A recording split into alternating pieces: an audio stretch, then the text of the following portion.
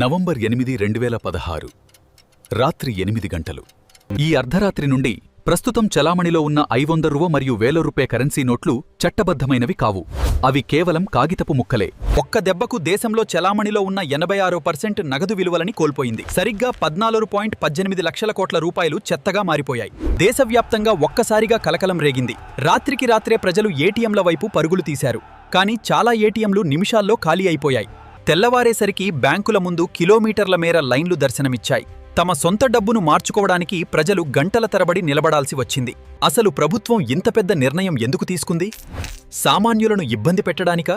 లేక దీని వెనుక ఏదైనా బలమైన వ్యూహముందా? ఈ డాక్యుమెంటరీలో నోట్ల రద్దు వెనుక ఉన్న అసలు కారణాలు, రహస్యాలు మరియు దాని పూర్తి విశ్లేషణను పిన్ టు పిన్ తెలుసుకుందాం. 2016 నాటికి భారతదేశం పూర్తిగా నగదు ఆధారిత ఆర్థిక వ్యవస్థ. దాదాపు అన్ని వ్యాపారాలు క్యాష్ రూపంలోనే జరిగేవి. మార్కెట్లో పెద్ద నోట్ల చలామణి విపరీతంగా పెరిగిపోయింది. ఇది ప్రభుత్వానికి ఒక పెద్ద హెచ్చరికగా మారింది. ప్రభుత్వం ఈ నిర్ణయం తీసుకోవడానికి మొదటి మరియు అతి ముఖ్యమైన కారణం నల్లధనం, బ్లాక్ మనీ అంతం చేయడం. పన్నులు కట్టకుండా కోట్ల రూపాయల నల్లధనాన్ని కొందరు పెద్ద నోట్ల రూపంలో ఇళ్లలోనే దాచేశారు. దీన్ని బయటకు తీయడమే మొదటి టార్గెట్. ముఖ్యంగా పాకిస్తాన్ నుండి సరిహద్దుల ద్వారా భారీగా నకిలీ 500, 1000 రూపాయల నోట్లు దేశంలోకి ప్రవేశిస్తున్నట్లు నిఘా వర్గాలు గుర్తించాయి. రెండవ కారణం నకిలీ నోట్లు కోదు. శత్రుదేశాలు భారతదేశ ఆర్థిక వ్యవస్థను దెబ్బతీయడానికి నకిలీ నోట్లను మార్కెట్లోకి వదిలాయి. మూడవ కారణం ఉగ్రవాద నిధులు. కాశ్మీర్లో రాళ్లు రువ్వేవారికి, నక్సలైట్లకు, ఉగ్రవాదులకు ఈ పెద్ద నోట్లే ఇంధనంగా మారాయి. కానీ ఈ సర్జరీ సాదాసీదాగా జరగలేదు. ఎందుకంటే మార్కెట్లో ఉన్న 86% నగదును ఒకేసారి మార్చడమంటే ప్రపంచంలోనే అతిపెద్ద సాహసం. ఈ ప్లాన్ను అత్యంత రహస్యంగా ఉంచారు. కేవలం కొద్దిమందికి మాత్రమే ఈ విషయం తెలుసు. ఆఖరికి కేబినెట్ మంత్రులకు కూడా చివరి నిమిషంలోనే చెప్పారు. ఈలోపే ఆర్బీఐ కొత్త 2000 రూపాయ నోట్లను మరియు కొత్త 500 రూపాయ నోట్లను ముద్రించడం ప్రారంభించింది. కానీ రహస్యం లీక్ కాకుండా జాగ్రత్త పడ్డారు. ప్రకటనైతే వచ్చింది, కానీ అసలు సమస్య ఇక్కడే మొదలైంది. కొత్త 2000 రూపాయ నోట్లు పాత ఏటీఎం మెషీన్లలో పట్టలేదు. కొత్త నోట్ల సైజు చిన్నదిగా ఉండటం వల్ల దేశంలో ఉన్న 2 లక్షలకు పైగా ఏటీఎంలను రీకాలిబ్రేట్ చేయాల్సి వచ్చింది. దీనికి వారాల సమయం పట్టింది. బ్యాంక్ ఉద్యోగులు పగలు రేయి తేడా లేకుండా రోజుకు 16 గంటలు పనిచేశారు. దేశంలో ఎన్నడూ లేనంత పనిభారం వారిపై పడింది. మరోవైపు సామాన్య ప్రజల కష్టాలు వర్ణనాతీతం. పెళ్లిళ్లు పెట్టుకున్నవారు, హాస్పిటల్ ఎమర్జెన్సీ ఉన్నవారు డబ్బులు లేక అల్లాడిపోయారు. గ్రామీణ ప్రాంతాల్లో డిజిటల్ బ్యాంకింగ్ లేకపోవడంతో అక్కడి ప్రజలు తీవ్ర ఇబ్బందులు పడ్డారు. చిన్న వ్యాపారాలు పూర్తిగా స్తంభించిపోయాయి. అదే సమయంలో నల్లధనమున్న కొందరు తమ డబ్బు దొరకకూడదని నోట్లను తగులబెట్టారు, నదుల్లో పడేశారు. కొన్ని చోట్ల డబ్బాలుగా నోట్లు దొరికాయి. పరిస్థితిని అదుపు చేయడానికి భారత వైమానిక దళం హెలికాప్టర్ల ద్వారా దేశంలోని మూలమూలలకు కొత్త నోట్లను చేరవేసింది. డబ్బులు డిపాజిట్ చేయడానికి ప్రభుత్వం ఇచ్చిన 50 రోజుల గడువు ముగిసింది. అప్పుడు అసలు లెక్కలు బబైటపట్టం మొదలైంది. ప్రభుత్వం ఏమనుకుందంటే కనీసం 3 నుండి 4 లక్షల కోట్ల రూపాయల నల్లధనం భయంతో బ్యాంకులకి తిరిగి రాదని భావించింది. కానీ 2018లో రిజర్వ్ బ్యాంక్ ఆఫ్ ఇండియా విడుదల చేసిన అధికారిక నివేదిక అందరినీ ఆశ్చర్యపరిచింది. అయితే 90% డబ్బు వెనక్కి వచ్చేస్తే నోట్ల రద్దు పూర్తిగా ఫెయిల్ అయినట్లేనా? ఇక్కడే అసలు ట్విస్ట్ ఉంది. డబ్బు బాంకుల్లోకి వచ్చినంత మాత్రాన అది వైట్ మనీ అయిపోదు. అప్పటి వరకు ఇళ్లలో దాచబడిన ప్రతి రూపాయికి ఇప్పుడు ఒక యజమాని దొరికాడు. ఆదాయానికి మించి డిపాజిట్ చేసిన లక్షలాది మందికి ఆదాయ పన్ను శాఖ నోటీసులు పంపడం ప్రారంభించింది.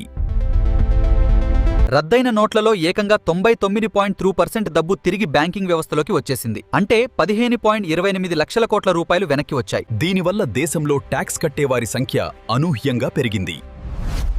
ట్యాక్స్ ఎగవేతదారుల ఆ ఆటలుటలు సాగలేదు. నోట్ల రద్దు ద్వారా దాదాపు 2.26 లక్షల నకిలీ కంపెనీల గుట్టు రట్టయింది. వాటిని ప్రభుత్వం రద్దు చేసింది. మరోవైపు ఉగ్రవాదులకు అందే నిధులు ఒక్కసారిగా ఆగిపోయాయి. నకిలీ నోట్ల నెట్వర్క్ పూర్తిగా ధ్వంసమైంది. నోట్ల రద్దు తెచ్చిన అతిపెద్ద మార్పు ఏంటంటే భారతదేశంలో డిజిటల్ విప్లవం ప్రారంభం కావడం. అప్పటికే ప్రారంభమైన యూపీఐకి నోట్ల రద్దు ఒక ఊపునిచ్చింది. ప్రజలు క్యాష్లెస్ వైపు అడుగులు వేశారు. పెద్ద మాల్స్ నుండి వీధి చివర ఉండే టీ బంకు వరకు ప్రతి ఒక్కరూ క్యూఆర్ కోడ్లను వాడటం మొదలుపెట్టారు. పేటీఎం, ఫోన్పే, గూగుల్ పే వంటి డిజిటల్ వాలెట్లు ప్రతి భారతీయుడి ఫోన్లోకి చేరిపోయాయి. ఈరోజు భారతదేశం ప్రపంచంలోనే అత్యధిక డిజిటల్ లావాదేవీలు జరుపుతున్న దేశంగా నిలిచింది. దీనికి పునాది నోట్ల రద్దే. ఆర్థిక వ్యవస్థలో పారదర్శకత పెరిగింది.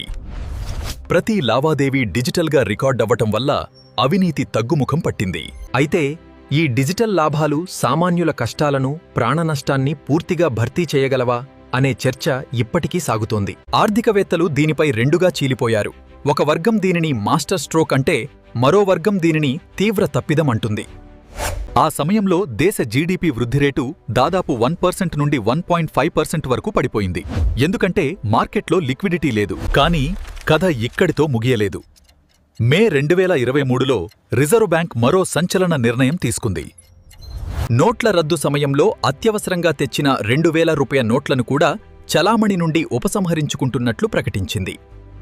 ఈ వివాదం చివరకు దేశ అత్యున్నత న్యాయస్థానం సుప్రీంకోర్టు మెట్లు ఎక్కింది. దీనిపై సుదీర్ఘ విచారణ జరిగింది. జనవరి 2023లో సుప్రీంకోర్టు నోట్ల రద్దు నిర్ణయం సరైనదేని, రాజ్యాంగబద్ధంగానే జరిగిందని తీర్పునిచ్చింది. కానీ ఈసారి ఎటువంటి గందరగోళం లేకుండా ప్రజలకు తగినంత సమయమిచ్చి ప్రశాంతంగా ఆ నోట్లను వెనక్కి తీసుకుంది. ఈరోజు భారతదేశం పేపర్ కరెన్సీ నుండి సెంట్రల్ బ్యాంక్ డిజిటల్ కరెన్సీ వైపు అడుగులు వేస్తోంది. అసంఘటిత రంగం మెల్లమెల్లగా వ్యవస్థీకృత రంగంలోకి మారడం ప్రారంభమైంది. నోట్ల రద్దు అనేది కేవలం కొన్ని నోట్లను మార్చడం కాదు.